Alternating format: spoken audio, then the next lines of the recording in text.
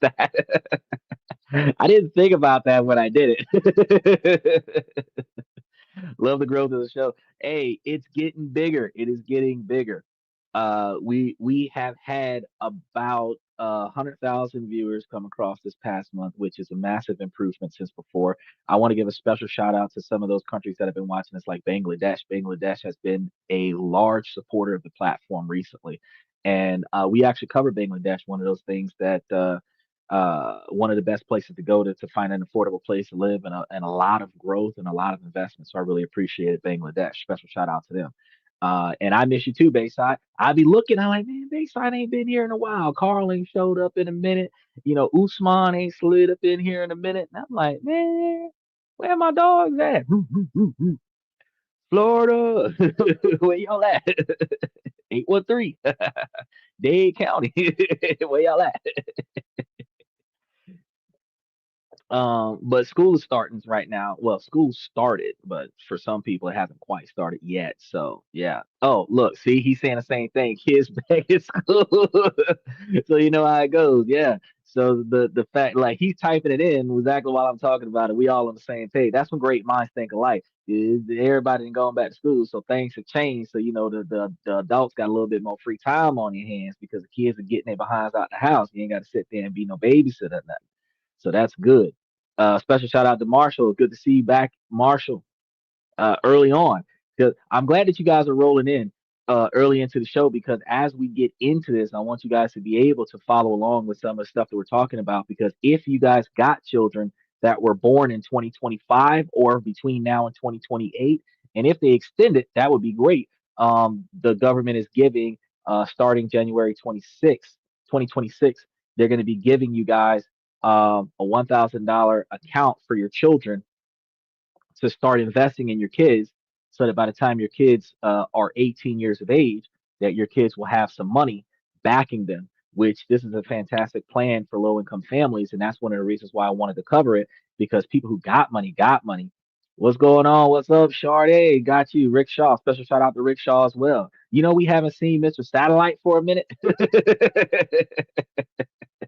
We got a Titan trap from Mr. Satellite too, but it's also a 6x19 or 9x16. Um, so we're gonna go ahead and talk about that now. What I had to do because I mentioned it to you guys since last week because I found out about it last week and it was part of a bigger plan that they had been putting into effect. But alongside the credit score that they were fixing, they did this. This was like trending in news media last week and the week before. And then I was like, let me get into the details of it and see what's really going on, and then come talk about it because I know that y'all have seen some of those TikTok videos and other Instagram videos where people are like, oh yeah, there's this government account that you can get and da da da da da, and they'll do this and they'll do that, and bro, I can't find those accounts like they be talking about. I can't find those accounts, but this I can find this, and I was like, shit, I want to talk about some stuff where y'all know where to find it because yeah, some folks might know where they can go to get some money that might be attributed to us that could go towards something, but we don't know where that shit's at. And since we can't find it, that's a pipe dream for the rest of us. You know what I'm saying? Most of us can't just get a car and then just not pay for it and send a paper receipt to somebody, a card stock receipt to somebody who's gonna pay for us. We got to find a way to pay for that shit. So, I wanted to cover all of the ins and outs of something like this because this is something that actually does exist that you guys will gain ready access to.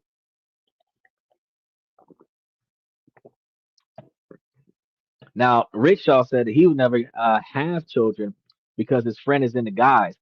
Well, if your romantic partner is into guys, then all you guys got to do is adopt. Um, if your friend is into guys, then you just have girls. um, Special shout out to John Chapman. He said, peace, bro. It's been a while for me as well. Rev Chap 76. I gotta update your name then. I don't check. So when I get me a profile, I do not change my profile name. It will be the way it is since the day that it was founded. And if I update any photos on it, because I don't really like updating photos on social media specifically, because that allows people to know where you're at and know what you're doing. And it allows people to stalk you on social media, and you don't know who's stalking you on the social media. So I try my best not to update anything. I try to deliberately keep stuff as outdated as possible. Speaking of keeping things outdated, you know that certain states, they're allowing you guys to have your your vehicle registration expire 30 days and not get a ticket, but you still got to update your driver's license. You know that there is an existing law that if your information isn't updated, that you can get a ticket for that, right? But you know the only way that they can prove that, since they're not going to go to the address, knock on the door, and see if you live there, is if your information is not unified. For example, if your driver's license address is different from your registration address, which is different from your car insurance address, then you got three different addresses and only one of them is correct. Whichever one is not correct means that the others have outdated address. Now, the one primarily needs to be updated is the driver's license. As it pertains to the vehicles, they only care about where to mail the ticket to. So it doesn't have to be your physical address. So anybody who's anybody, Rev, you can put your post office box on your vehicle registration and have your physical driver's license address be your physical driver's license address. Those two do not have to be the same, because where you collect legal action is not the same as where you live. And your where you live documents have to be updated. And this information needs to be legit for when you guys go back and watch. I think last week or week before show, when I was talking to you guys about fixing your credit report to boost your credit score up. So it's all of that is fantastic information. So I just thought about it. Rickshaw said the boomers destroyed my country. I mean, Rick, you've been up in here talking about the Rainbow Coalition every time you come in here. I don't know how they destroyed your country. Your country was destroyed when you got here, because technically your country belonged to the Native Americans before your people took it from the Native Americans and brought my people over here. So when they offered us that free Caribbean cruise and took us from the country of Niger, brought us to the United States, and the people in the United States couldn't pronounce Niger, then they turned it into a derogatory word, and we're still living with that word today. So when you really think about it, the boomers didn't destroy the country.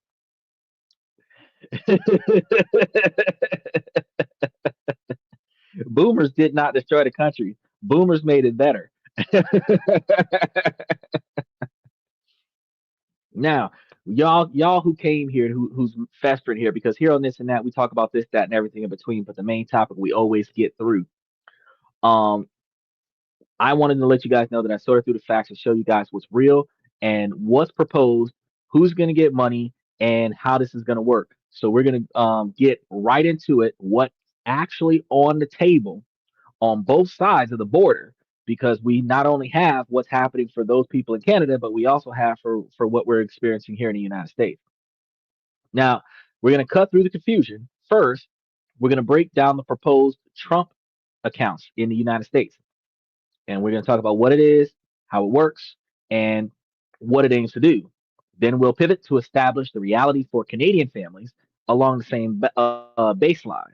And the Canadian Child Benefit, or CCB, this is going to be uh, for the Canadian government exclusively, and their actual program being designed to help with the cost of raising kids. So we're going to be talking about how that works.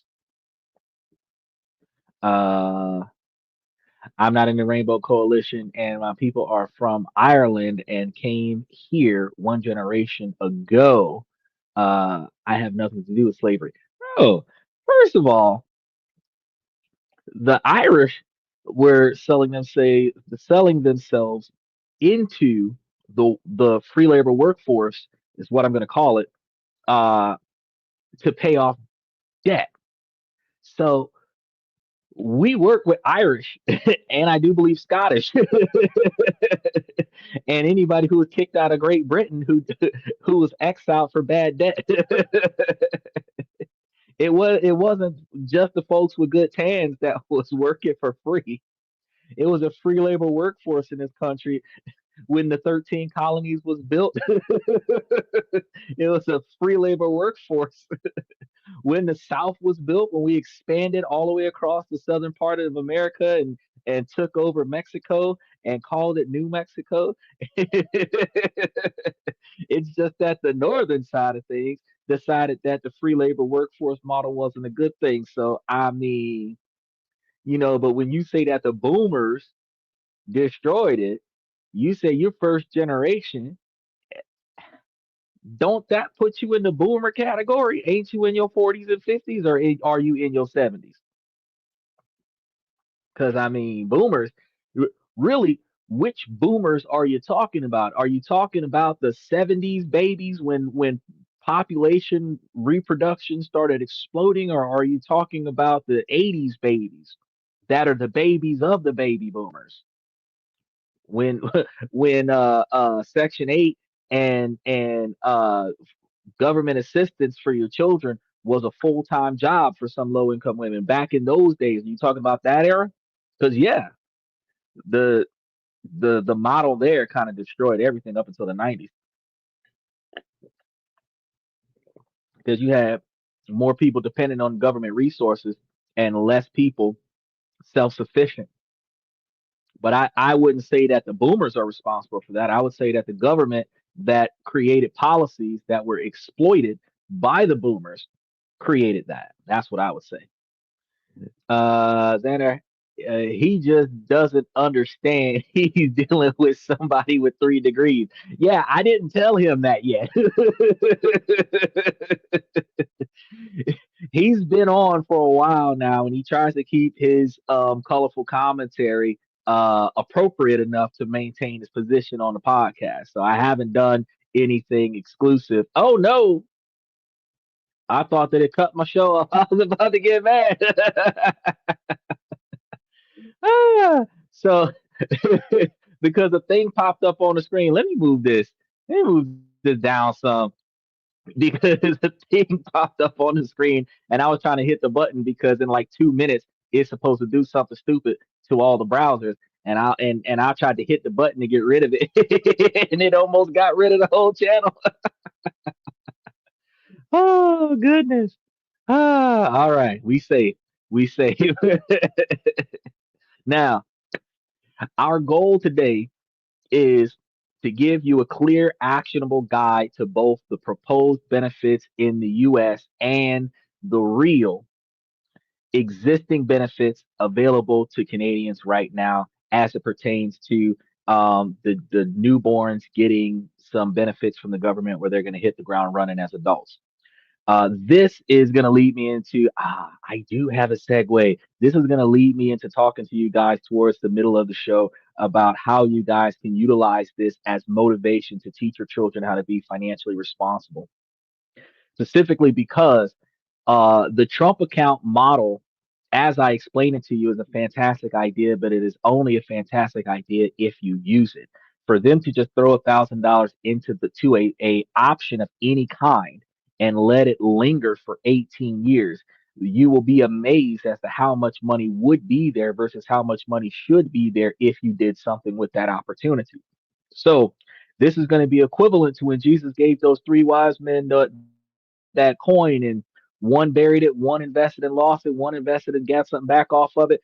And the fact is that this is a perfect example of that Bible verse where if you take this Trump account for your newborn baby and do nothing with it, your child will not have anything meaningful to do anything with in 18 years. But if you take this Trump account and you do the most that you can possibly do with it, by the time your child is 18, or if you die before that, whatever you could have done would have been there, and your kid can get something when they get grown that will aid them towards what they're going to be doing in their future, whether it's going to college, buying their first house at 18, or investing in a startup business at 18, which is way better than the rest of us had when we was 18. Some of us was in debt in collection agencies because our parents, grandparents, aunts, and uncles was using our social security number to get free utilities and shit on our name. So a lot of us started off 16, 17, 18 years old, couldn't finance our first car or nothing because we was in the collection agency before we was old enough to know what the collection agency was.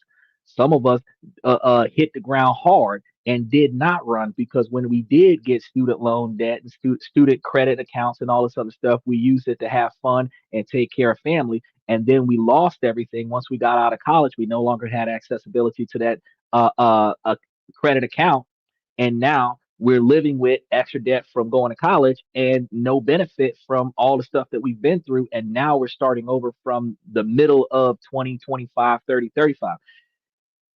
What's going on right now here in 2025? If you utilize this correctly, your children will know how to invest. Your children should know how to save. Your children should know how to balance a checkbook. Your children should know how to invest overseas. They should know how to manage their passport, their IDs, all of the stuff that you need to know right now, so that a black van don't pick you up and take you to a dark site where nobody remembers where you were, is all the stuff you need to be teaching to your children. So we're gonna be going over that after we go over this. But you got to understand though, this is structured as a pilot program. So unless the next group is Republican, or unless the next group supports this model, it may not be extended. Trump might make his last days in executive order to extend this pilot program for another term, or a 5 or 10 years or something like that. But any executive order that can be created can be undone by an executive order of another president that believes that this is a waste of resources. So we can only guarantee until the end of 2028 that this will be a thing. So for anybody who's planning on having children, you need to go ahead and drop one between now and 2028, even if you only drop in one, because this will be the last child that's going to have a government checking account or stock option. So pay attention to that. Now, for every U.S. citizen born, be specific now, between January 1st, 2025 and December 31st of 2028, which means if your child was born December 31st, 2024 at 11:59 p.m., he don't get this. The child that was born at midnight or 101, or well 12:01 a.m. January 1st, that child gets it. And if your child don't get it by December 31st at 11:59 p.m. 2028, if it's midnight or 12:01 to 2029, that child not getting it neither, unless they extend this program. Understand the dynamics. That cutoff is sick.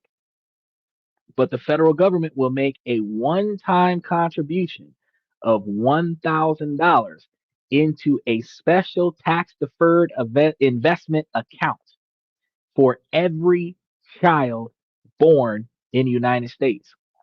Now, I had to look that up, and I do believe it's roughly around about 3 million or so children that are being born. I'm not sure if that's yearly or if that's going to be out of the next 8 years.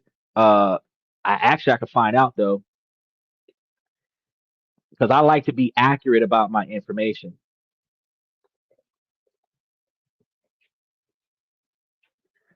And the reason being is, one of the reasons why you want to know this, because they're giving this to all of the kids that are born in the United States. And that's going to come out of the tax dollars that are going to the United States government. So you got to ask yourself, well, how much are they spending towards this? So I figure let's go ahead and crunch those numbers real quick and figure that part out. Now, we have 3.63 million, so 3,630,000 roughly children born in 2024, and there's a slight increase of about 1%, which would be about 3,660,000 babies born. We would assume in 2025 they're estimating around 11.99 births per 1,000 people for 2025, with the total annual number birth rate, especially getting closer to uh, 3.67 by 2026. So we're looking at, uh, over the course of 4 years, about 13. or 14 million children that will receive this benefit. Now, that's not a lot of money for a $30 trillion deficit budget that we operate under. About less than 15 million over the course of 4 years is going to be given to the American people's next generation to start their situation, which also means that this is likely to continue if the pilot program works. Now, I understand that some people are like, oh, well, what about people who commit fraud and this, that, and the third? And I think that uh, the fact is, since they've already gone through the Social Security numbers for Social Security, they've verified all of the fraud Social Security numbers, so they should kind of have a good grasp of how this works going forward with applying this account to people in the future. Special shout out to Michael, my genius. Michael, meet Bayside. Bayside is another one of my geniuses that comes through here, and Rev Champ 76, who's also a little bit further up. My geniuses that come in here with open-minded ideas while we work through the topics at hand, and which really helps with analyzing these situations in a more effective manner. Michael says, "How far does $1,000 go today? I know how much I can buy for groceries. It won't make a difference. Period." Now, okay, this is the thing. The $1,000 is not given to the parents to support the children. The $1,000 is being put into an account for the children to be invested in as a tax deferred investment option where you can put extra money into it. And I'm going to go as we go down the show explaining it. And at the 18th or 20th or whatever birthday, when the child wants to claim that money, that is when the money is given to the child, where the child would only pay the taxation on that year if it is being used to buy a house, get your education, or start up a business. Now, there will be additional taxation on it if you're taking it out for the sake of taking it out and you're not putting it towards one of the approved things. But the question isn't like, is the government giving the children a free ride in life? Or is Donald Trump giving middle and low income families that are living from paycheck to paycheck the ability to help their children hit the ground running? Now, Donald Trump destroyed the Department of Education. And after he destroyed the Department of Education, he turned around and destroyed the ability to get masters and PhDs because that built a lot of debt for the American people that the American people couldn't pay back, which ultimately hurts the U.S. government because the U.S. government has to write off all those loans. So to fix that problem, he stopped loaning money to the American people after their bachelor's degree. But when he set that cap of $100,000, and a lot of students are using the majority of that money in their undergrad, like me myself, I covered $70,000 in my undergrad. The $100,000 for a lifetime is not enough money to cover the full ride of education. Where some people have $500,000, my 3 degrees costing me $75,000 is not a lot of money in comparison to some people's 1 degree that cost them $500,000 to get, and they're still flipping burgers at a McDonald's as a manager. But this particular platform, if utilized correctly, could lead to the child having, and remember now, as it stands, it is still a tax write-off to put towards your student loans. So if this child gets this money and puts that money towards their education and then put money towards student loans, the taxation that they would have owed on this would be written off of that. If they start up a business and the business is aiding them in paying for their education, their W-2 or 1099 can combine with whatever taxes they would have paid on the stock, plus the write-off of the debt for the business, plus the money that's going towards the education. They can still write off the taxation option, but they're actually having a lot more money to start with.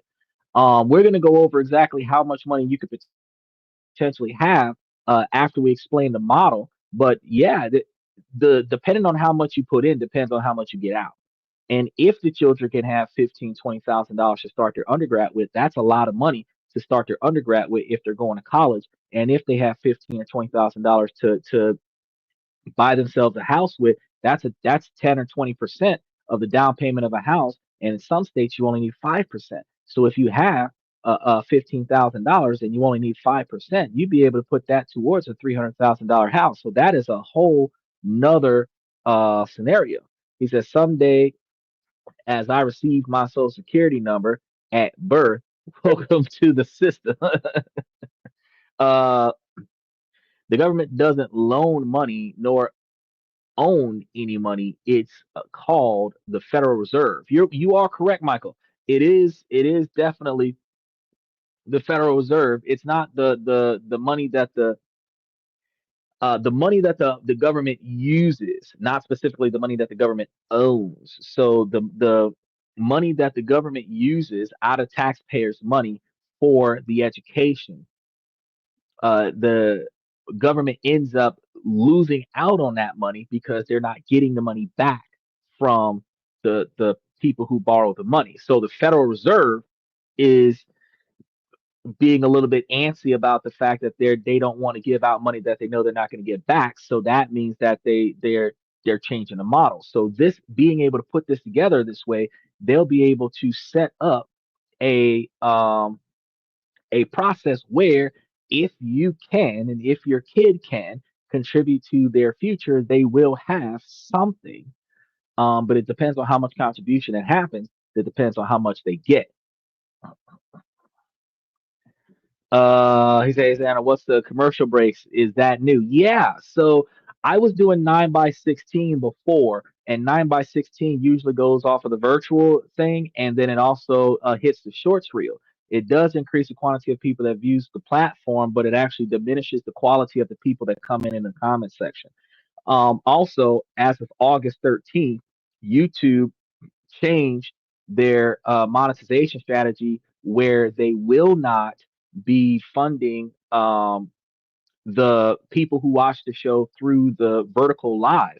So while I go live, if individuals come through on a vertical live that account was established as an under the age of 18 account, I don't get paid for them being here. So instead of me begging you guys to give me money every day, I live off of the ads that you guys see. So besides the YouTube Premium, you guys show support by watching those ads and getting back to the show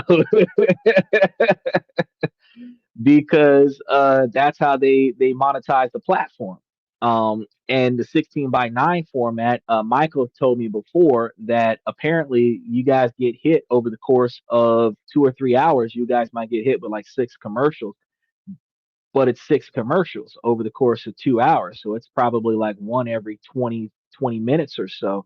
When it first starts happening, it's a little bit annoying, but I double back so you don't miss anything. And if I catch your comments from 20 minutes ago, I actually follow up with you so that you don't miss anything. I keep you in the loop of what's going on, and I actually linger a little bit to make sure that you have completely caught up before I get off the show, so that if there's something that you want to say, because a commercial got a hold of you, I'm adapting to that. But Um, we just started doing it for about a week now, and if it continues to work out, we're going to end up with two things.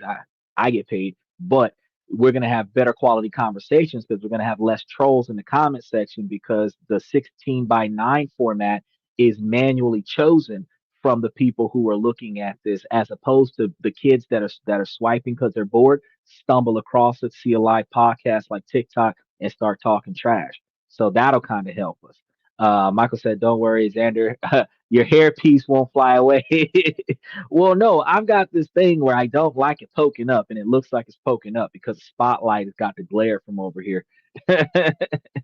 He said, "Yeah, but I don't need Tampaxes." Well, we don't. Not much that we can do about that. So we're gonna try to mesh it out because I believe it'll be beneficial for the podcast. I'm going to try to run it. I haven't seen much difference so far, except for better quality and better engagement so far. So while I work on the visuals on it, the ad part is just the thing. And hopefully the ad part shouldn't be too much. Like I said, you should experience like three in an hour, so that shouldn't be an issue. No problem. It supports you. So yeah, it does. It does. The revenue stream, because the podcast isn't free. So since the podcast isn't free, the ads that everybody enjoys, well, if you don't enjoy it, but the you tolerate, that actually goes to me, and then I put it back on the podcast, because I got to pay to stream on Twitter X. So for those people that are watching me on Twitter X, I got to pay to stream hundreds of dollars to stream over there, and then Twitch, and then we got to switch TikTok from its current platform to the new platform September 5th, and then there's going to be investments into that. StreamYard is this clip is another budget. vidIQ is another budget. And in order for you guys to get the massive quality of information that I give you guys, it's costing quite a bit per month. And then YouTube takes half of. He says, "How much do YouTube pay you?" Well, right now on the 16 by 9 format, we're getting about 0.05 cents per view on the 16 by 9 format. But on the vertical 9 by 16, we were getting about 0.0017 cents per view, which is 17 cents per 1,000 viewers versus um, about 5 cents per 1,000 viewers, which is kind of a difference. It's working. It wasn't so you're broke. Yeah, we're broke. Well, no. So the way it works is that if you're operating off of like a quarter million views a month, you're making about $2,000 a month. And for those platforms that are working off of a million plus views a month, you're making about $20,000 a month. That's the way that works. But then we're investing, because like Bangladesh, this is an adult podcast, and it's an adult podcast because we're talking about politics, religion, finance and stuff to that effect. So that puts us into the restricted mode, and that means that I got to invest more into Bangladesh being able to see me, because we're in the 18 and over section. So until everybody knows about turning off that restricted mode and then coming back to see the platform, it's a position where I'm like, I got to pay a little extra money for YouTube to see me. But now that they see me, now the algorithm remembers to use my platform, and now I'm actually starting to gain a little bit more traction. So the ads helps me support me supporting y'all with factual information, so that y'all can learn how to make money for yourselves. Yeah, I call it dog legging. Like Army back in the day. Amway, like Amway back in the day. Yeah, yeah, that's basically what it is. That's what it is. Jing a leg, jing a leg. Now let's go ahead and get into how this thing is going to work. Now these accounts are designed to give newborn children a financial foundation that can grow until they reach adulthood. Now it's important to clarify that this is a government investment in an account for a child, not a government taking ownership of birth, which is a separate statistical function.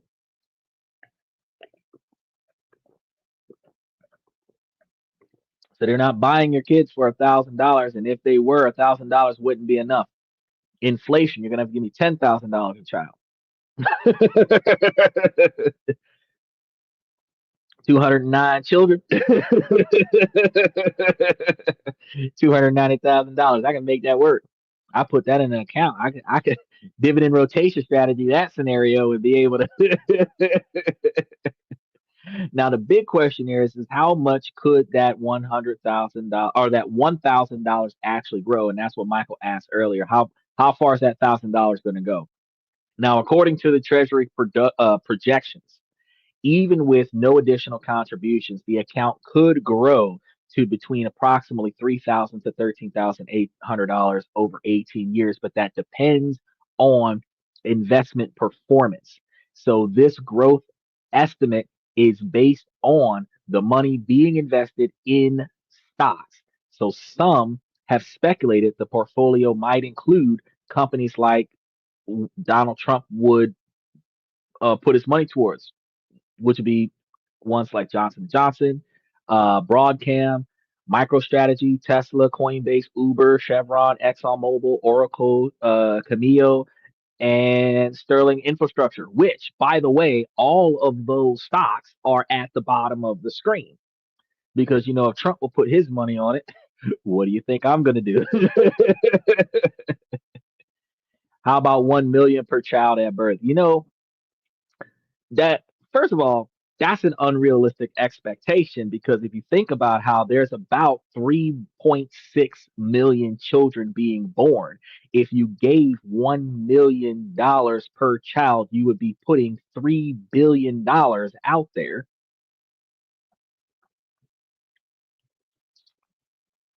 a year.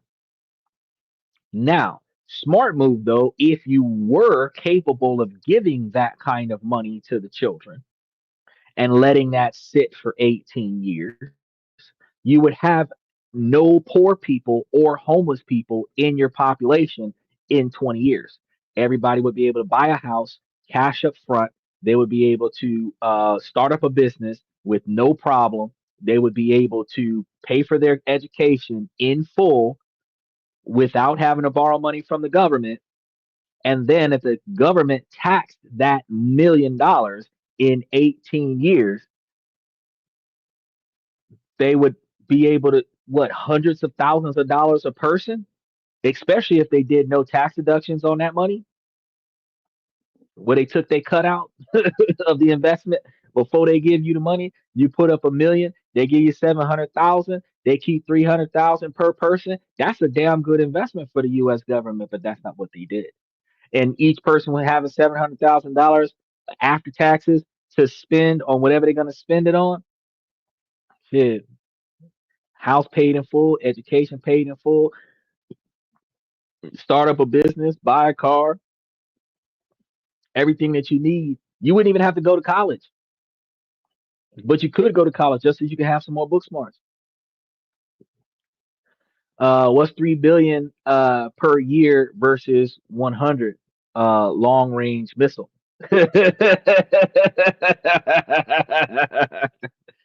Well, 100 long range missiles tend to get the job done when they went and knocked out that nuclear facility. Uh, the You're right though. 3 billion per year for 4 years was about almost $15 billion towards the next generation's financial stability would be a better investment for the U.S. government because there would be no more poor people. However, nobody's going to want to hear that if they come from the top 1%. Everybody who's paying $1 million in taxes is going to complain about that $1 billion being given to poor people. But yes, that would fantastically get rid of the homeless population and the poor population. Uh, but again, you know, this isn't about giving everybody a free ride. It's about giving everybody an equal opportunity to hit the ground running from birth. Well, no, there will not always be poor people. There will just be less rich people. There will always be foolish people who will destroy their standard of living and end up in a poor status. But technically, we are in one of the richest countries in the world. And the reason why we're in one of the richest countries in the world, complaining about $30,000 as it not being enough, is because we can afford the inflation in our country where $30,000, as you remember Rwanda, you can go to Rwanda with like $12,000 and be a big shot in Rwanda. So $35,000 in Rwanda is big dog money.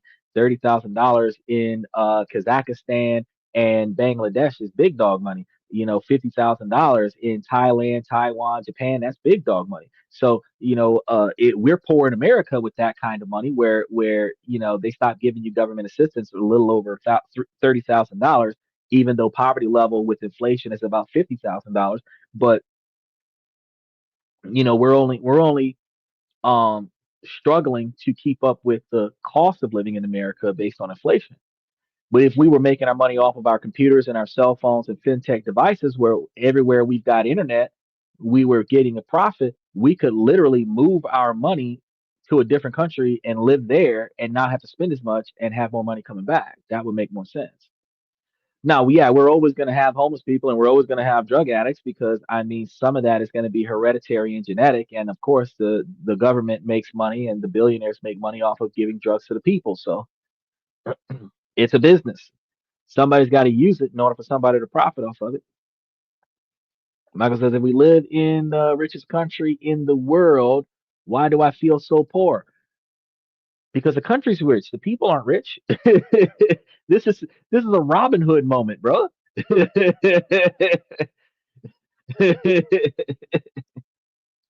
Have we discussed the Jews yet? No, we have not discussed the Jews yet. The Jews do your taxes. That's which is why they're very rarely broke because they know how to save money. Now, this wide range from 3,000 to nearly 14,000 reflects the different kinds of stocks that could be in the portfolio. So some of the companies mentioned, like Tesla, MicroStrategy, and Coinbase, have higher volatility and cryptocurrency related exposure, which could increase the risks of and rewards of this particular stock. And this might be balanced by more stable companies like Johnson& Johnson, Oracle, ExxonMobil, and Chevron. So, for example, Chevron stock price is forecasted for 2025 is around $164 a share, and it's known for its steady dividends and moderate growth. Uh, though analysts' opinions are mixed on this one, the mix of volatility and stable assets is consistent with the typical stock market growth projection of between 6 to 18% annually over 18 years, which aligns with the Treasury's estimates. Now, the program is also designed to encourage more savings. Parents, grandparents, aunts and uncles, everybody, even employers can contribute additional funds. But it's important that you guys understand the rules about this and tax relations because parents do not receive a tax deduction for investing in Trump child accounts. Their contributions must be made with after tax dollars and are not deductible in your federal income tax return. So don't think that hold on, he said yeah, they're real sneaky about my taxes too. Makes me wonder if they are hiding something. Yeah, they're hiding all of the ways to not have to pay the US government. That's why I found out most of y'all did not know until I told y'all that they have a special tax bracket available for stock options that are not moving for 121 days. So 60 days before the ex dividend date and 60 days after the ex dividend date, which is 121 days, that money that you get from that dividend payout is not taxed. So you can claim it on your taxes and not have to pay taxes on that. But for the dividend rotation strategy, when you're buying and selling stocks that are less than 60 days, that are less than 5 days, those stocks are going to be taxed normally.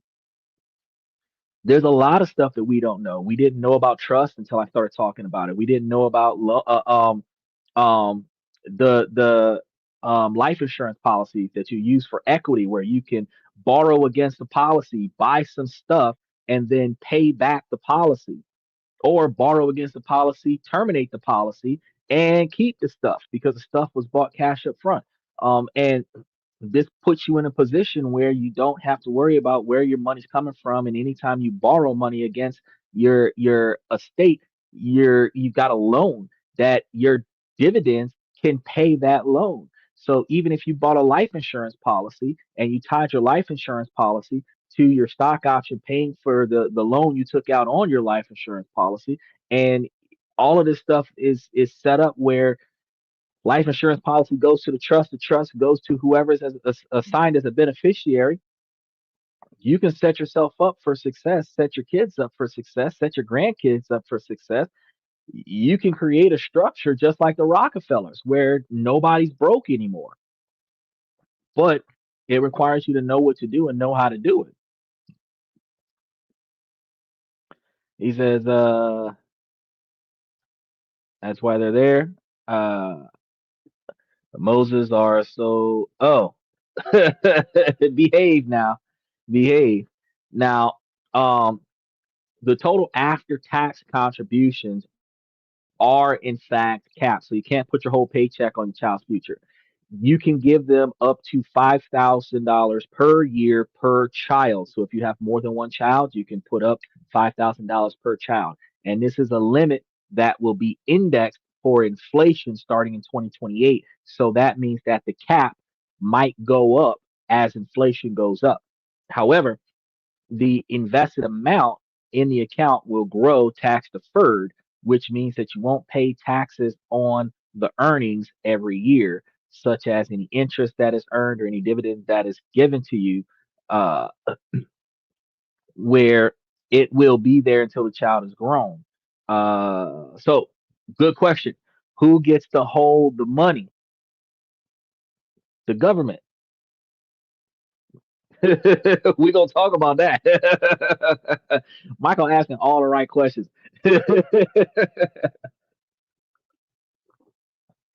Because I got all that information for you. Where is it coming? Well, where is it going to be? How do you invest into it? And then how does your kid get it? You yourself, it ain't going to be holding on to that. You have accessibility to put stuff into it. I believe, but it's a pilot program, so they have not written it in stone. I believe that you might be able to pick and choose certain things to invest in after they have already specifically selected certain things to invest in, but that might not be the case. You might just have a specific quantity of accounts that is just like a box set of shares that account is going to be attached to, and the growth rate is going to be the growth rate, and then you just keep adding your money to it like an ETF, and then whatever happens at the end of the period, that's what happens. Almost like a CD with no restriction on when you can add money. Uh, is that the people who will not be named anymore in chat because Santa doesn't want me to say their names anymore. That we not talking about Voldemort, bro. We're talking about we're talking about the stock option. So the money comes out of your paychecks. No, no. So what happens is that when your child is born, and we're going to be talking about this later, so I'm going to have to restate it again. But when your child is born, the government is supposed to be notified some kind of way, and then they're supposed to open up an account that is attached to your child, I would believe, based on their social security number and potentially birth certificate information. And that will be how you will find the child's account with the $1,000 in it. The government will put it in there as a seed investment opportunity, so it's not coming out of your pocket and it's not coming out of your tax return. Then if you want to add more money to that account, you voluntarily access the account and then you put money into it, and you could do like a direct deposit situation, but it's not going to come directly from your paycheck from your employer. Now, because of this situation being government wide, your employer has the opportunity to match your investments like a 401k or a Roth IRA in some degree, where they will contribute to your child's future as much as you contribute to your child's future, as long as you are employed with those good jobs, because not all jobs invest in your retirement. So it's not going to come directly out of your paycheck. You choose when to put it in there, but you're limited to $5,000 a year, and $5,000 a year is like it's less than $500 a month worth of investments, because $500 a month for 10 months is $5,000. So you will be doing probably like 450 or $400 a month, something like that is the most that you can put towards that for each child, which isn't a lot of money, but it's a lot of money for people that are making less than $10,000 a month as an income, because that's a car note. That's my point. What's the interest? The interest is supposed to be projected market average between 6 to 8% is what the expectation is in that particular account. And over the course of 18 years, if the accounts are doing well in a growth market, over 18 years, you're likely to see an upward of almost $14,000 of a return, even if you don't put anything in it. But if you keep adding money into it for 18 years, you might have a substantially larger quantity of money. Now, because there's also the perk of employers' contributions of up to $2,500 per year between you and your employer, the combined amount is $7,500 from your employer, from you and your employer together, that will be excluded from the employee's taxable income. So $2,500 of it would be non-taxed from your income. So when your child later withdraws the funds, usually after they turn 18 or whenever they realize that that account exists with their name on it after the age of 18, those withdrawals are going to be taxable as ordinary income to the child and may be subject to any extra penalties if you're not going to be using it towards the qualified usage, such as college, first home, or starting up a business, pending further IRS rules on qualified withdrawals because we have not established it. This is the plan that they're implementing right now that is supposed to go into effect in January of 2026. Now, you're asking me, are there any guarantees? Yes, the one guarantee that they have is that the pilot program will exist for 4 years. Are there any other guarantees? Yes, you can put in $5,000 at the most, and you will not be allowed to add more than that per child. And your job can put in $2,500 of that, and that's not counted towards the $5,000 that you put into the thing as well, which is like $7,500 total per child per year. But those are the only guarantees that, and yes, if your child is a U.S. citizen, your child is guaranteed to get that account if your child was born after or in 2025 through 2028. But before 2025 or after 2028, you're not likely to get anything unless they extend it, excuse me, past 2028. So anybody who's grandfathered in to the scenario, and it is there's another guarantee is that it will be $1,000. It will not be more than $1,000. Some kids are not going to get less than other kids. It is going to be $1,000 per child. Those are the only guarantees that you have. Now, are there guarantees that the stock market won't crash over the next 18 years and cause the child to have like no money in the account? No. Are there any guarantees that the stock market is going to be on such a bull run for the next 20 years that the children will be millionaires by the time they're grown? No. They're the same guarantee that you and I have playing the stock market is the same guarantee that these infants are going to have playing the stock market. The only difference is that boss baby's got some money to start with instead of having to beg mommy for an allowance. That's a guarantee. Now, how far that money goes, that depends on how much people around that child invest in that child's future versus what that child does with that investment when that child is grown. Babies of a certain religious background will likely be receiving more than those not if that religion. No, actually, you got some religions that aren't able to invest in certain things if it is unethical as to how they gain their capital, which is why Usman was looking for some non-debt based companies that turn profits from things other than taxing the interest of a debt, uh, because it goes against his religion. So they had to profit another way in order for Usman to invest in that. So no, people with certain religious beliefs might have a harder way to go to invest in certain things. But if Donald Trump is specifically going to just grab an account, put some stuff together with the best likelihood of success, and then that's what everybody's going to have, those companies are going to flagship a pretty big growth because they're going to be getting 3.6 million a year worth of extra investors that is guaranteed to stay there for 18 years. Now, I cannot guarantee that each child is going to have the same account, and I cannot guarantee that they're not. If they do, a select few accounts are going to give the if let's just say hypothetically, Donald Trump invests in the S&P 500 and said bump it, every kid's got that. then that means that the S&P 500, all the children would be riding at for um 18 years. But if he's picked a select quantity of stocks, a select quantity of companies that have the best performance right now in 2025, and the kids got that, those companies would be getting $3.5 billion a year worth of guaranteed investments for every child that is born for the next 4 years, which guarantees those companies to grow in value.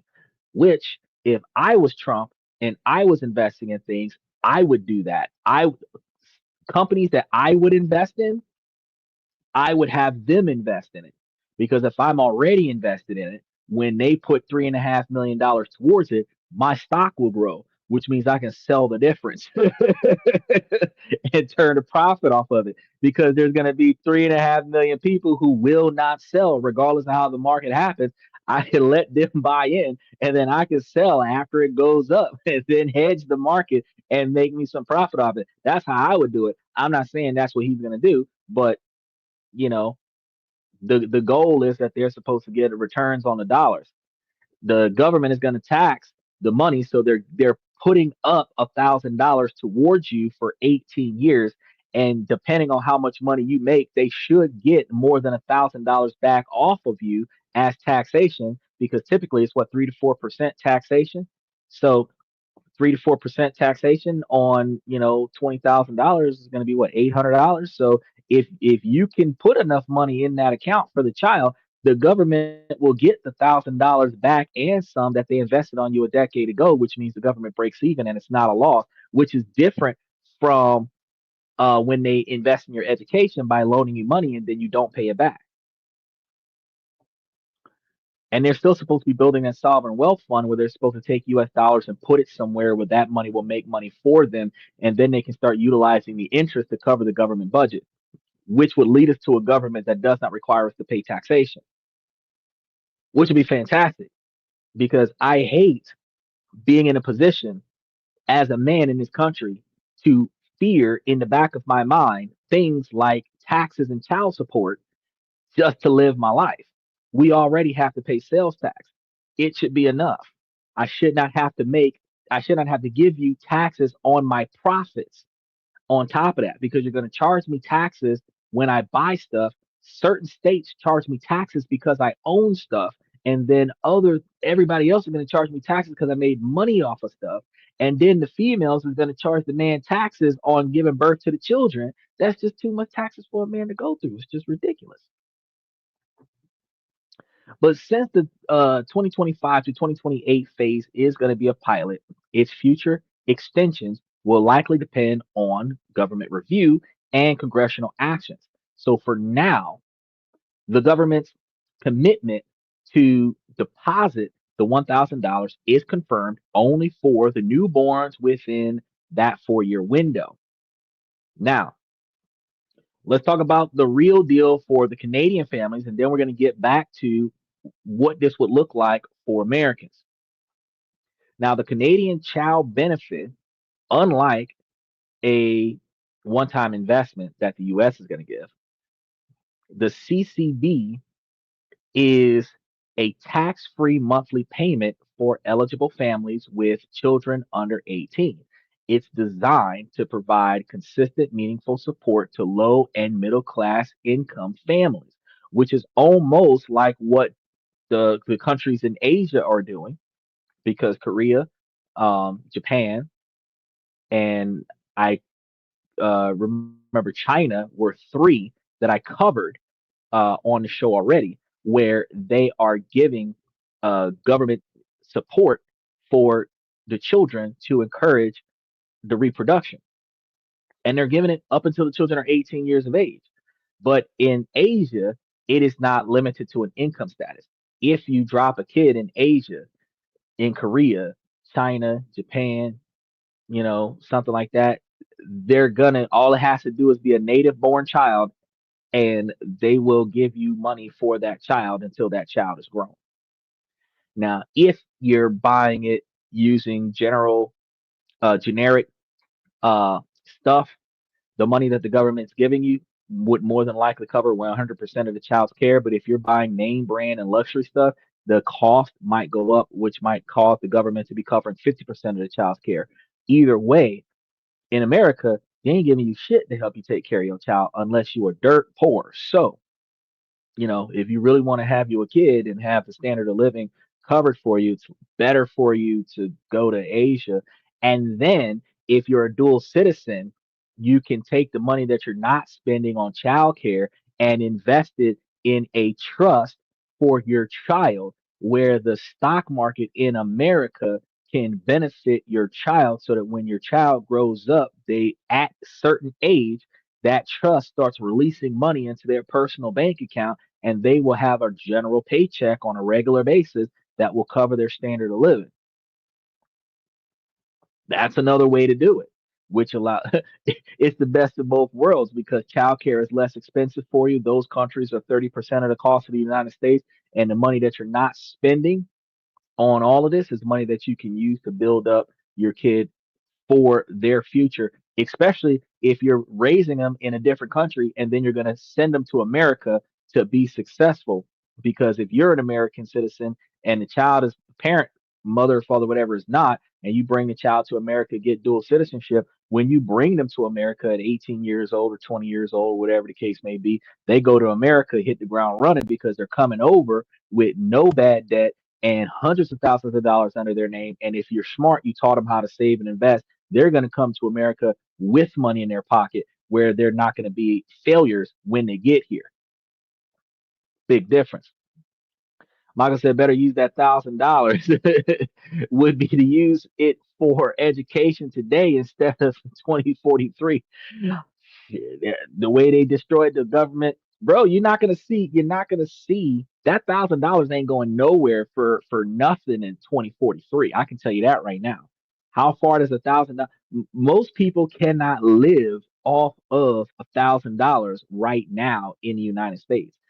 A lot of the people that you see working at Walmart as a door greeter, those elderly people that are making like $800 a month, they're um, Medicaid is privatized now, so $750 a month for the or $750 for the premiums for the policy where they could be paying per month on it, but there's also a way where they could probably get like a marketplace one that might be a little bit cheaper, but upward of $750 a month. That's all the money for just a health insurance policy. But if they broke it down and it was $750 every 6 months, you're still spending $125 a month on the insurance policy. And that's just the insurance policy. That's not the medication. You got to spend more money per month on the medication. We covered this when Donald Trump started talking about cutting that, switching it over to private, where the government's no longer paying for Medicaid and Medicare stuff. Then you have the standard of living, where the cheapest standards of living in the United States still cost you $2,000 a month base, and you already need an extra $200 a month to cover your health insurance, and none of that covers food, buying clothes, stuff to clean up the house, stuff to take a bath with, stuff to that effect. So you're looking at between $2,500 and $2,800 a month on average as the lowest standard of living that a single person can survive on in the United States without a car to get them around. And $1,000 is not going to cover that. You're going to have to pick you up a second job, and $1,000 one time in a lifetime is not going to cover that when you need that capital on a monthly basis. Like I said, a bird in the hand is worth two in the bush. That's true. Uh, you can't buy two new tires for $1,000. Depending on the vehicle, you're right. Actually, if you have a 20-year-old vehicle, you can buy a full set of tires for $1,200.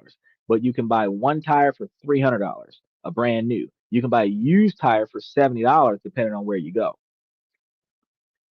So there's some of the places like Firestone do buy four get one free, and they're like $200 a tire. So you get five tires for the price of four, which is $800 plus taxes is like 880. So you can buy your full set of tires, and then when they throw in the oil change and the brake rotation, it's $1,000. You walking out of you service your car one time in a lifetime, and the rest of the time you're riding on rim because you ain't got no more money. Shit costs so much money out here in America. Y'all gotta understand.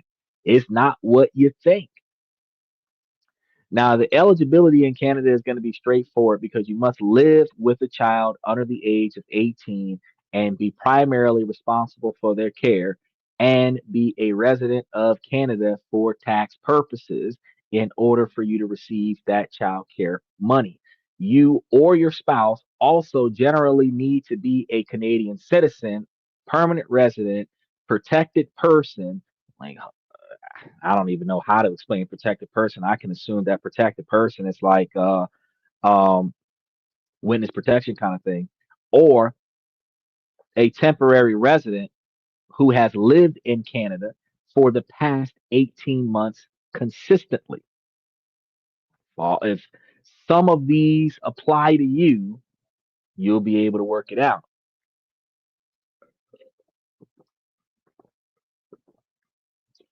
Now, the amount that you will get in Canada isn't flat rate. It's calculated every July based on your family's adjusted net income from the previous year. So for July of 2025 to June of 2026 uh, benefit year, a family can receive a maximum of $7,997 per year, which is $666.41 per month for each child under six, and $6,748 per year, which is about $562.33 per month for each child age 6 to 17. Families with an adjusted family net income under $37,000, $37,487, get the maximum benefit, and the amount gradually reduces as income raises. So it's non taxable and indexed to inflation to keep up with the cost of living. Applying is often automatic when you register your newborn's birth, or you can do it online through your CRA My account. Now, the federal CCB is the foundation, but in Canada, the support doesn't stop there because many provinces and territories offer their own additional benefits that are often paid right alongside your CCB payments. And when you apply for the CCB, the Canada Revenue Agency automatically determines your eligibility for these related uh, provisional programs. So you don't need to fill out a separate application. It's a streamlined process. So here are a few examples. The BC Family Benefit for Canada has an additional non-taxable amount for low and modest income families in British Columbia.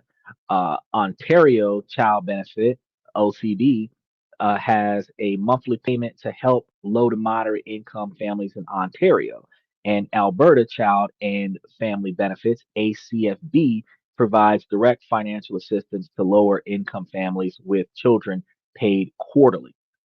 So each province has its own program on top of the applying for the CCB uh, uh, program. Also, if you uh, register yourself for the federal GST or HST credit, you can make yourself eligible for the child disability benefits and tax-free monthly payments for families caring for a child with a severe or prolonged impairment. Now, the key takeaway is that the combination of federal and provisional support creates a significant financial safety net for the Canadian families, which aids them in their ability to repopulate. Now, receiving the Canadian child benefit will help with daily costs, and it can also be a springboard for your child's long term future.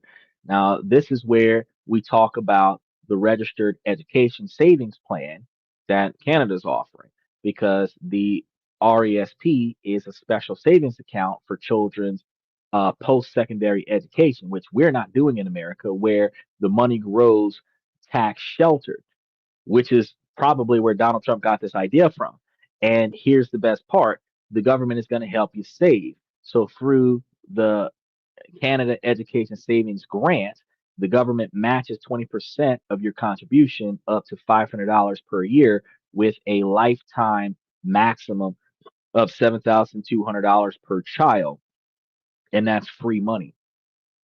Gets even better for low income families with the Canada Learning Bond. The government will deposit an additional $500 into your child's RESP plus $100 for each year of eligibility under the age of 15 and up to a total of $2,000 for this particular investment. So you don't have to contribute a single dollar of your own money to receive the Canada Learning Bond, and uh, you don't really have to invest in any of the other educational bonds that the government invests as well. Well, you do for the other one because they're going to give you up to 20% of your investment. So if you invest nothing, they give you 20% of nothing. But if you invest 1,000, they give you 20% of 1,000, which would be $200. So if you're investing, they will give you that, and then they'll give you the other, which will give you your kid a larger quantity of return in that particular account. But you need to think about that because other countries are offering more opportunities to help the next generation succeed. America is behind the times with focusing on the next generation and more towards focusing on the last generation. Keep your money in your pocket. Well, that's one of the expectations. You want to keep your money in your pocket if at all possible, but you also a lot of us who want to build a legacy want two things. We want to have the husband and or wife and the children that we can teach. And then when we have kids, any parent that has a child wishes that they could leave something significant behind for the child, not just a trinket like a watch or a family heirloom like some earrings or something. We want to leave them something that can make them successful. So while we teach our children most of the things that the kids know as they grow up, we want to leave behind functional cars, houses to live in, money that can support them, a steady income so that they don't have to struggle with working if they're going to work, which helps them have the capabilities of focusing more on their dreams because we grew up in a society where you either did what you loved and suffered financially or loved how much money you made, not liking what you're doing. And some people might like what they're doing because of the money that they're making, but they wish that they could do something else, which is why they tell you to chase your dreams as far as you can. And then once reality hits, you're working for somebody else for a certain quantity of money to sustain your standard of living. But if you have a standard of living covering you, you can put more effort into your dreams because your standard of living is covered. So even if you're not making money off of your dreams, you're not suffering financially, which allows you to better chase your dreams. And that is what a lot of countries are starting to focus on these days, is giving the children more of an opportunity to do what they want to do in life instead of doing what they have to do in life to survive. Let me hold your money. I guarantee you will never see it again. That's a guarantee now. Now that's a guarantee that the U.S. government will give you. Is Social Security going to be there as well in 2043? Social Security is designed to take this generation's money and pay for last generation's retired individuals.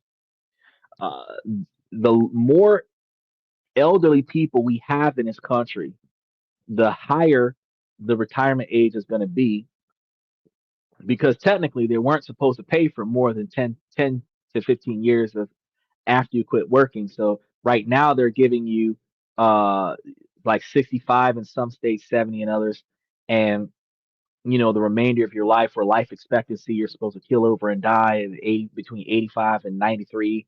So they're expecting you to have like 10 to 20 years of retirement before you die, right? After you quit working. But the amount of money that they're giving you is so low that you're still going to have a second job where Social Security allows you to make $1,000 a month of income to subsidize your standard of living that will not negatively impact your Social Security benefits. So I think, funny thing, what would benefit the average American, and I know a lot of people are not going to like this when I say it, but I'm just going to say this. What would benefit the average American would be to use the Trump account, make sure your child enlists for 1 to 2 years in the army, get out of the army as a vet, so that if during peacetime they don't get blown up, when they retire in life, they can get that 800 to $1,000 from their Social Security, and then get that base $1,000 from their honorable discharge from the military, which will give them close to a $2,000 income plus the Trump account, which they can postpone taking that Trump account out until after they get released from the military, which means that instead of them getting it at 18, they might be getting it at 22, which would give them the ability to have a guaranteed fallback when they get older, because you're more likely to get approved for disability at 72 or 60, 65, 72 with as a veteran when you retire out of the game. So there's that, but it really requires you to really think about what decisions you're going to make now.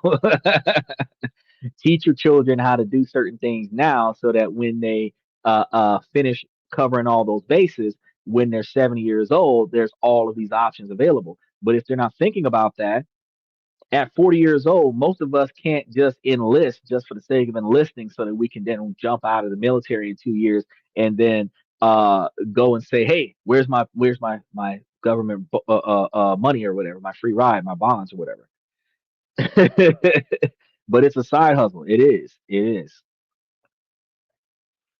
2 years military for all 18-year-olds. Yeah, that's what Asia does. It's actually in Asia it's mandatory, so they're not really getting government benefits for serving their country. But um, in the United States, it's voluntary right now without the draft. And while it's voluntary, they offer you things like the GI Bill. They offer you things like you know, retirement funds based on your rank. So if you do a full term and you get an honorable discharge, then you get your retirement money. And even if it's the base amount, you get your retirement money.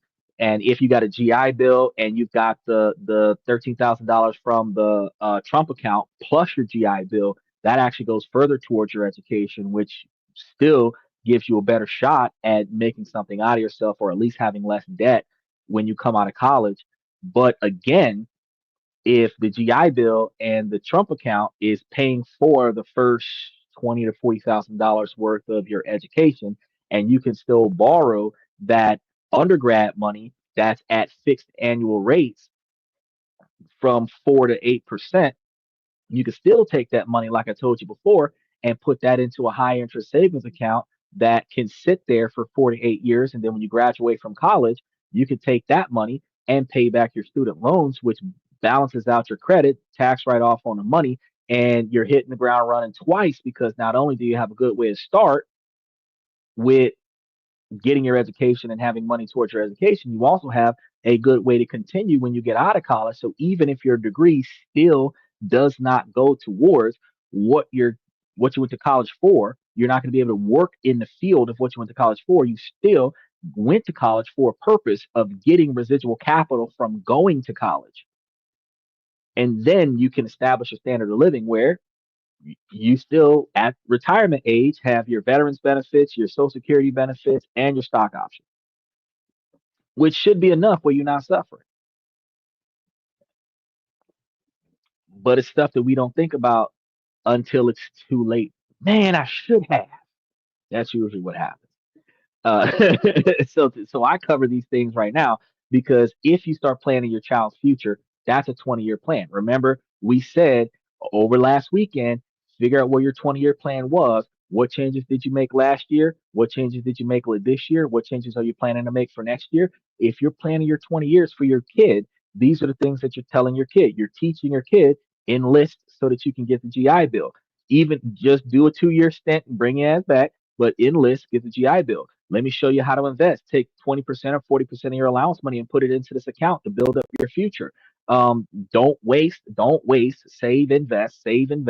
And then that puts you in a position where your kid knows how to save and invest money, knows how to watch money to make money for them, and knows how to take advantage of whatever opportunities that this country has to offer. So when he or she is young, so that when they're done doing whatever it is that they have to do, they can then say, I'm successful now. So by 24, well, if they did 2 years in 2 years in the military before they went to college, they're going to college at like 20 or 22, depending on when they got out of high school, and then they're going to do 4 to 8 years, and that means they're going to get out of college at 30, and at 30, you should be financially stable because you would not have made any financial mistakes before the age of 18 if you have parents that are teaching you, or if they're logging you into this account watching this information, and then you're doing your tour, you come back, you do your education, you invest while you're going to school, and now you're in a position where you don't got to worry about failure, where you can then take the rest of your money and put it towards buying yourself a house and then live off of the money at that point, which gives you a better way to go. Now, the monthly CCB payments can be uh, uh, receiving a 20% boost from the CESG, and you can get up to $2,000 from the CLB for just opening up the account altogether, which means that over in Canada, you put money down, you get a 20% boost plus 2,000 more dollars, and that helps you out with your kids' future. And that's stuff that we don't do here in America. Live like a poor person. Well, if you live like a poor person the first 3 quarters of your life, you can live like a rich person the last quarter. You can, at that point, you can switch on some Bon Jovi and just live like you're dying because it, the first 60 years, if you do it right, the next 30, you can live like you're dying. And it don't matter if you run it 15 years, if you run it a full 30, either way it goes, you should have built enough success that by the time you're 85 or 95 years old, the only thing you want to do is sleep in the coffin. Michael says, live like a poor person even when you have money. That is true. Because if you start spending more, what a lot of people usually do is when they get their hands on more money, they start spending more of their money. They start wasting their money on things that they honestly do not need. Then the problem happens is that people's finances fluctuate like the stock market. So when you have extra money, instead of you saving the extra money that you don't need, you waste it. Then when you need money, you don't have enough money to take care of what you need, and then you borrow. Now you've got to pay somebody else extra money for the money that you borrow, and now you don't have enough money, and then you spiral out of control into debt. So while you have extra money, you want to put that extra money somewhere where that money will make money for you because you don't need it. Then when you need extra money, you can tap into that extra money and use that extra money to pay for the things that you need, so that you should never have to ask a friend, a family member, or a loan shark for any money. Everything that you have, you should own. You should not have to finance anything other than a house, and everything else you should own. So you should not be buying a brand new car because you want a brand new car. You buy yourself a used car because you need a car. These are the things that you change in your mentality. Instead of buying luxury, buy the durability. You don't need to buy the name brand. You can buy the generic no brand and save a lot of money, and then you will be able to have more money down the line, and you'll find that you have a richer life, because if you have everything that you need and you have extra money on the side and you don't have to wonder where your money's coming from, you have less stress. So whether you're living good on a $30,000 a year life, or you're struggling to make ends meet on a $500,000 a year life, either way, you will feel poor if you don't make enough money to cover the amount of stuff you're trying to pay for. And you will feel rich if you have more money than what you need to cover the things that you want to pay for. That's going to be the true definition of rich and poor. What you need versus what you have, and how much can you afford to get. Michael says I see a lot of poor rich people all the time. And that's one of the things that not a lot of people pay attention to is that, you can be a millionaire and still be broke as fuck. Like they got legitimate billionaires. That's like, bro, I've got $1 billion worth of debt, but I've got $1 billion worth of capital too. They live off of the success of the business, and the success covers their expenses in their overhead. So they eat for free, they live for free, they drive their cars for free, they use company cell phones for free, but they still don't have anything. If they want something, the company has to get it for them. So as long as they run this company, they have everything that they need, billionaire lifestyle. But as soon as that company takes a shit, just like MC Hammer in a Super 8 motel, everything is gone. Golden toilets and all, everything is gone. So the fact is that if you live beneath your means, you should have more than what you need. And if what you need is to take your ass to a country that costs 30% of what it costs to live here, do that. As long as you can keep making money. So like that guy yesterday who moved to Mumbai for a chick, he moved to another country where he had to create a brick and mortar business and then run that brick and mortar business where the business that he was running is not the field of work she wanted to work in. And she left him with the business that he built. Now, if he would have been making his money off the computer, fintech, laptops and cell phones and stuff, his money would have been coming in regardless. He would have had plenty of time for her. He could have helped her with her career. He could have started up a business in the field that she wanted to work in. And then him and her would have stayed together. She wanted to do interior design. He did not say what business he started up, but he did not start up an interior designing business to support what she was trying to do, which means that whatever he was doing, if she would have stayed with him, she would have had to stop her interior designing in order to invest in his business, which meant that he would have destroyed her dreams. And so she left him. He blames it on her preferences, but truth of the matter is he made the wrong choice. If you're going to another country from your original country of origin, you want to make sure that your money can be made without you having to start your life over. That's when you know that you can move to another country and live cheaper. If you have to clock in every day and work for whoever, McDonald's, Burger King, Saxton's, whatever, Barnes and Noble, the Castle, whatever, you know, if you've gotta show up every day and talk to the bouncer at the King's strip club or whatever, you not making your money when you transition to another state or another country. You have to find a new job for your presence. And that's when starting over starts you start recognizing it's not as easy as you thought.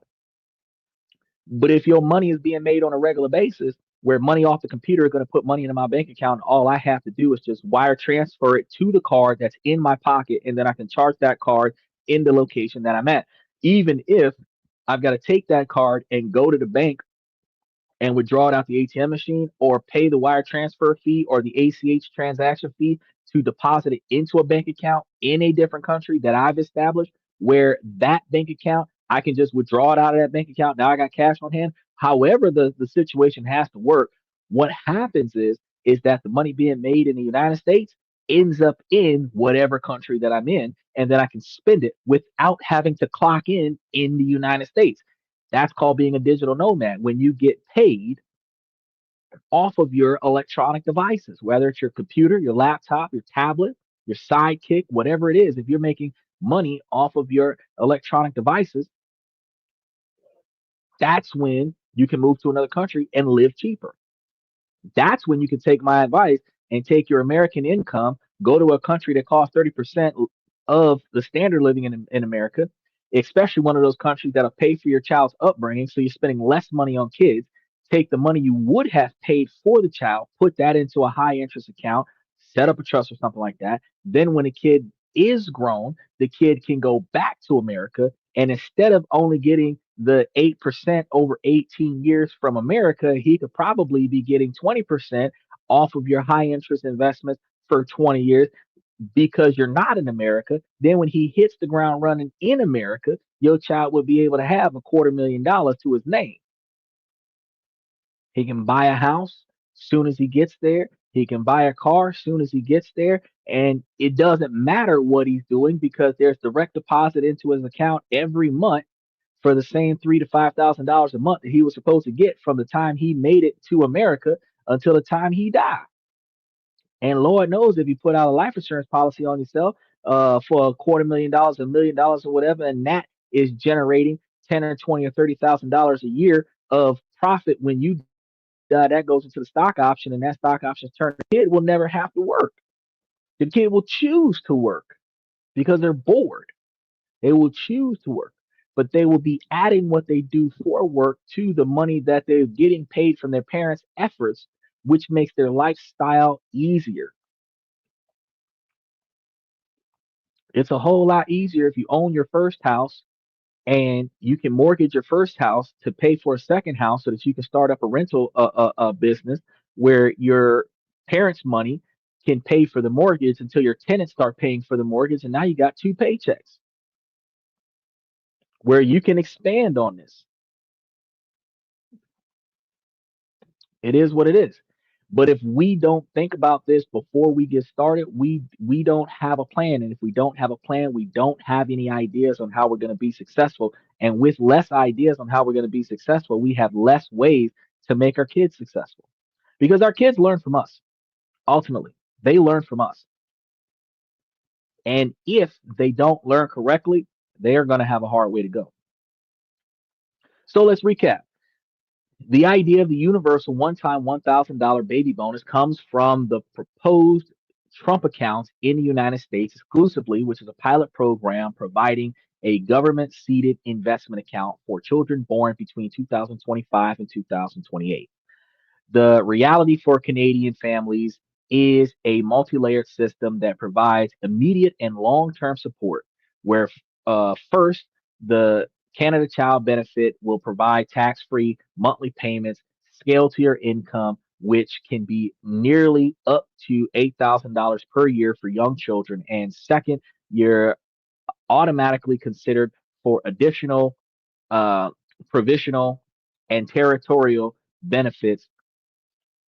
And finally, the system provides a foundation for long-term wealth building through REITs, where the government offers thousands in matching grants and bonds. So the single most important action for new parents in Canada is to apply for the Canada Child Benefit as soon as your child is born. And this is your key to unlocking this entire system of support. For Americans, what you would have to do is register your child to the US government with social security number, birth certificate, and everything to that effect. They will establish in 2026 the website that you will go to register for the account that has been issued to you. My recommendation is when you go to that site, notify the Treasury, because you know the Federal Reserve is going to be establishing this. So once the website goes up, I'm going to give you guys a link to the website, and you know where to go to apply for the or register for the account. Once you get the account, after you get the account and they tell you that you're free to start putting money into it, that's when you start putting money into that account. So Michael asked, who holds the account? US government initially holds the account the same way the bank holds a CD. And when the child asks to withdraw money out of the account, that's when taxes hits.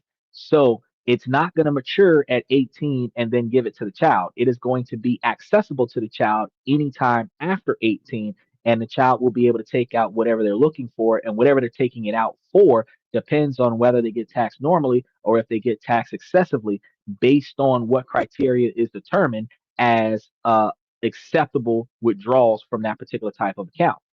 The same way there are penalties for withdrawing early out of a CD, there will be additional fees that they're going to give you for taking the money out and using it for something other than certain specific things. Me myself, I would be teaching my child how, or all of my children, how to work together with this particular type of program and buy a bigger house. Because if you've got three kids, and each kid would have between $3,000 and $14,000 a kid, the likelihood of having closer to $50,000 between the three kids is highly probable, which means that between the three kids and 18 years old having their jobs and mom and dad with their jobs, you got five incomes there. Y'all would be able to qualify to buy a 5 or 10 bedroom house that might cost you guys $3,000 a month to pay for on the mortgage, but you would own a 5 bedroom house with like 5 or 10 or 15 acres of land, which you could always leverage for whatever you wanted to do and make all of the children equal beneficiaries of that property. Now, funny thing is that if they put the money towards the house initially, it satisfies the stipulations of the Trump account. And then if you resell the house for a profit, then the kids get the profit off of selling the house, which you could take turns. If your kids are born a year apart, you could buy a house once a year using the money from each one of the children when they turn 18, and then they can flip that house and take the profit and go buy them a bigger house. Or they could flip the house and then take the live with the other relatives, and then take the difference and either pay for their education, or like I said, buy a bigger house, do a bigger investment opportunity, start up a better business, whatever the case may be. There's always a way around it, because just like with the FHA, fair housing um, loans, one of the requirements is that you have to live in that house for, I do believe, at least 1 to 2 years if they give you the money. If you're buying a fixer upper and it's going to take you 1 or 2 years to fix the house up, you can get an FHA loan with no money down on the loan. You're going to pay for the loan. You fix the house up, and then you start putting the house on the market after it crosses that 12 to 18 month mark. Within 6 months, after you've satisfied the conditions of possessing the house for 12 months, the house is sold. Where you put no money on the house, the total quantity of the mortgage is paid off with interest, and you keep the difference. And now you've got cash to put towards buying another house, which, by the way, you could use another FHA loan to buy another house, because there's no limit to how many houses that you can buy. There's just because it's not like a first time home buyer scenario. It is just a opportunity that is given to you from the government to allow you to be able to buy your house, whatever, whether it's your first house or your next house, so that you can own something. That's the core idea. So there's always a way around it. And if you stay tuned and keep watching this and that, where we're talking about this, that, and everything in between, you will come across other ways that the wealthy people utilize the system in their favor so that they can make money for them so that they don't have to struggle. And there's always an opportunity for a profit where there's a loophole in the system. And if you have not found the loophole to take advantage of it, you might miss that loophole the way you missed that tax-free loophole in Puerto Rico that's going to end in 4 months. So if you found this guide helpful for cutting through the misinformation that was going around, please make sure that you guys take the opportunity to like the show. Make sure that you subscribe to the channel, hit that notification bell. Follow us on Twitter. Follow us on Twitch if you're watching us from Twitch and Twitter. Stay tuned when we start going live from TikTok as well. We're going to add TikTok to the fold, and that's when we're going to see a large quantity of crazy people commenting when we start going live from TikTok. but that's going to be coming soon because September 5th is when TikTok transitioned over. And depending on how the United States sets up the monetization strategy, depends upon the efforts that need to go into establishing a stream key from the US version. Now, when the US version allows, especially if the US version gives you a stream key out the gate, you might be able to hit the ground running with your streaming from your podcast from the US version, which might help people who are starting their platforms up to have a better chance of being successful. Either way, once we figure out what the US is doing, we can decide how we're going to make money for ourselves with that particular platform and make sure that your investments ultimately end up in returns. I sit there and I look from day one when I first start investing in something, how much I'm putting into it. And then once I reach a point where I'm starting to get a profit back, how much do I make back off of it? But typically it takes 2 to 5 years to start seeing a profit. And typically it takes you 5 to 10 years to see a full return on your investment, depending on how fast your return is coming in. So this is one of those things that you guys have to set up a 2, 5, 10 year plan. We've only been doing this for almost 3 years. So, you know, we're going to keep you guys monitored. Now, we're going to be dedicated to providing you guys clear, actionable financial advice in the United States and around the world as we come across information in different countries about things that are happening that you guys can benefit from. And I also give it to you guys from the perspective of foreign investments, because unless you are a resident of the country, which gives you a lot more opportunities as a native, you have to know what you can do to invest in another country. So you don't have to be a U.S. citizen to know how to invest in Dubai if you're coming out of Bangladesh. Special shout out for Bangladesh. All you have to know is that if Bangladesh is offering some opportunities for you to be successful, you just have to know that you can go to Bangladesh or go to Dubai from Bangladesh and be able to make money for yourself. That's the goal. That's the outcome. So we're going to also be making sure that you guys check out those government sites to get those benefits. And if we have any links, we're going to be putting those into the comment section as we get them so that you guys know where to go to set these things up. Canada has a large quantity of stuff there. And if you guys want to know, I know that I'm going to be putting a lot of stuff in the membership for those individuals who decide to join the membership. So make sure that if you are in the membership, that you remind me about any of the links that you have not found yet, and I'll be throwing those into the membership coming soon. And then you'll be able to see exactly what you got to do to get yourself set up as far as that stuff's concerned. Now, I want to thank you guys for watching the show.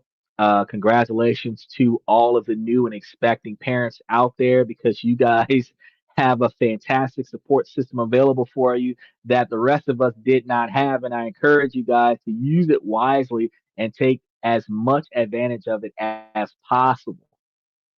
Now, I want to go ahead and say, ladies, as long as the situation doesn't make sense, I'm going to keep asking ladies to make it make sense. Ladies, please make it make sense.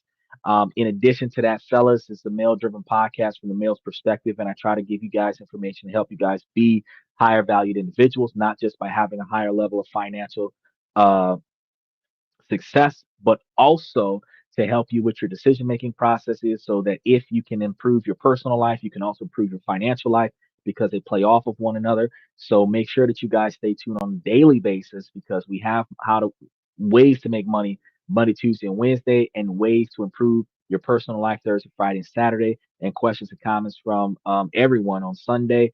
And this will help you guys with making the best out of your life, because if there's anything that you don't like that's going on in your life right now that you can control, the first thing you have to do is make the conscious choice to change it, and then figure out how you're going to change it. I'm good with it, giving you advice on how to change these things. Make sure that you come and ask me questions, and I will give you the answers that you need to be successful. Now, ladies, this information is not gender exclusive. Y'all can take this information and hit the ground running with it as well. Uh, because y'all are more likely to succeed because y'all are not distracted by sex, and affirmative action is still there for the women. So, take advantage of that to the best of your ability. Make yourself alpha boss, ladies. Just learn how to be a partner at the same time, and you too can be a higher value woman. With that being said, I want to thank you guys. Special shout out to Michael Bayside, all uh, what is it, all artists,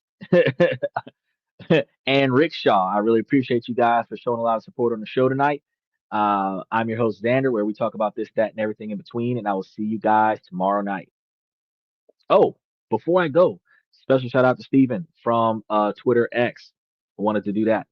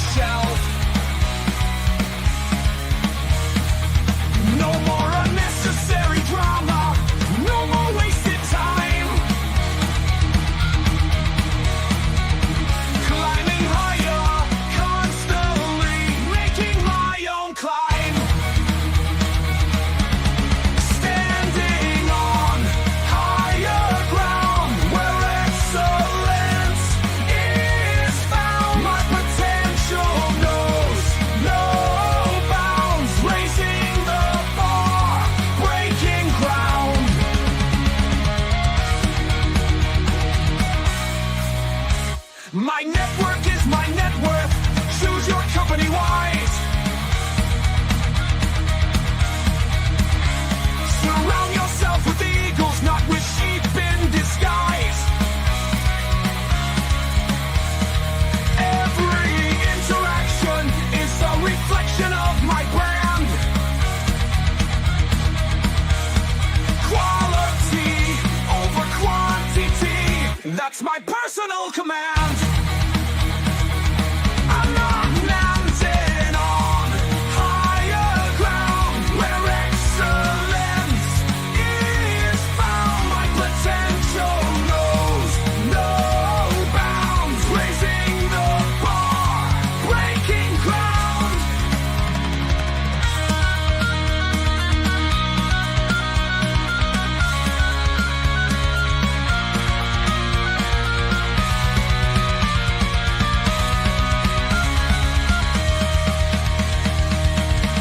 I'm not just living, I'm manifesting my vision, cutting through limitations with surgical precision.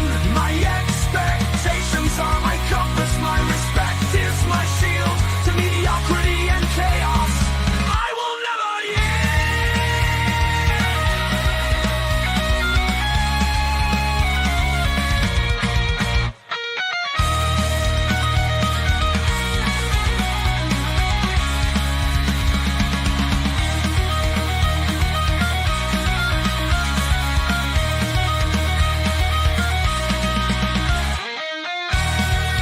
I'm not just living, I'm manifesting my vision, cutting through limitations with surgical precision. My expectations are my compass, my respect is my shield to mediocrity and chaos. I will never yield.